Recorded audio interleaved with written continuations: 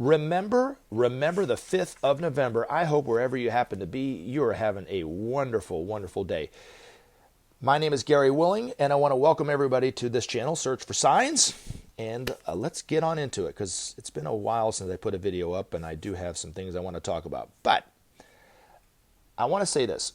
If you did not listen to the last two videos I put up, Man's Divinity and Man's Divinity Part 2, I do recommend checking out those videos. Now, it's not because of what I said. It's because of what I read. And what I read was an article written by Benjamin Creme's master entitled Man's Divinity. Now, the reason why I think it's important to really look at this article and talk about it, and that's why I did another video where I kind of highlighted some things, not to really draw conclusions on what Benjamin Creme's master said, but really just to, just kind of,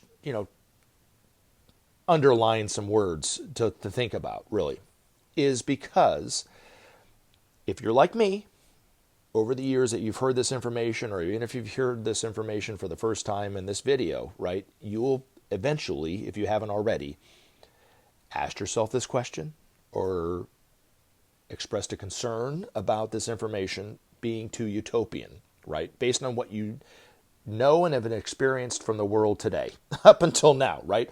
Meaning that the world is so divided, so corrupt, so greedy, so inert in its own dogmas. How is it that Maitreya, being Maitreya even, speaking to humanity, is going to have any effect on the world? And the changes that Benjamin Creme talked about for years, that we will eventually see the end of hunger in our time, we'll see justice around the world, and we'll eventually see peace in the not-so-distant future. How is it that these changes will happen? And I've been asked that question while I've been putting these videos up from time to time, too, from people.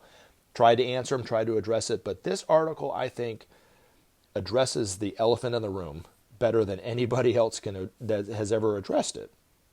So definitely check it out. And if you want to hear me read it to you, that's fine. It's better to go to the Share International website and read it for yourself. The article is entitled Man's Divinity, but it has to do with the divinity within which we all share. That's within the hearts of all of us. And of course, he addresses the what you might say, about the fact that, if we're all divine, then why aren't we all acting like it, right? And he talks about it. And even within those people who have no idea that they're even divine, or even have any idea that they should be believing that they're divine, it doesn't matter. That truth is within their hearts as well. And because of who Maitreya is, being the embodiment of love, cosmic love, really, that it will awaken that truth within the hearts of all of us in a way that an ordinary person could not do it. But that truth is within our hearts as well. Now, of course, central to Maitreya's message, or the core of it, if you were to strip away everything that he's saying now on TV, is what he's been saying for years. Without sharing, there can be no justice. Without justice, there could be no peace. And without peace, there could be no future. So hopefully you'll listen to that video, or even better, like I said, go to the Share International website and read the article yourself. Now, this article kind of talks more about what you might be familiar with, the world in which we're living today, and the task that awaits Maitreya, speaking to humanity, trying to wake the hearts of humanity up to make the changes, right? But between these two articles, wherever you find yourself on the spectrum in reference to this information, hopefully, it'll give you a greater sense of hope for the future. So that's why I think it's important to really listen to the last message, Man's Divinity, and then kind of tie it into this one. All right, so this article, again, written by Benjamin Creme's master, but it was published in 2005 in Share International magazine. It is becoming ever clearer that the momentum of change is growing steadily throughout the world. Event follows so quickly on event that few can discern the logic of the sequence by which the new supplants the old. We, your elder brothers, recognize the inevitability of this process and watch it with satisfaction, knowing as we do that all is moving towards the more perfect expression of the plan. For men, however, this is a time of testing and trouble as they seek to understand and cope with the effects of their actions. The logic of happenings escapes them and makes them doubt the divinity in which they place their trust. Thus for men has it always been, as they struggle blindly to enforce their will or to escape the consequence of their endeavors. As we move from age to age, such periods of tension and indecision are repeated again and again.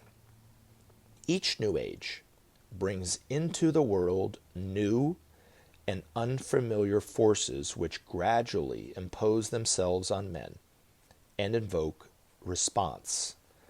Thus it is today, as men search dimly for the new direction which the new age energies demand of them. Some there are who sense the way and seek to educate their brothers in the required action. Many, though, are afraid of change and see only an impending chaos and breakdown if the quote-unquote radicals have their way. Into this divided world has come the Christ. His is the task to reconcile these disparate groups and to bring order out of the present confusion and tumult. That his is not an easy task should be an apparent to all. That the gulf between the groups is vast and entrenched is equally clear. How then must he work to bring the chasm between the old and fearful and the burgeoning new? How, too, can he counter the deep materialism, which is the hallmark of the present time? How deal with the intolerance of the religious groups and help them to experience unity? Presenting himself as a man among men, Maitreya will make no claims, demand no allegiance. Simple and direct will be his approach, moderate and calm his manner. His clarity of mind will arrest attention.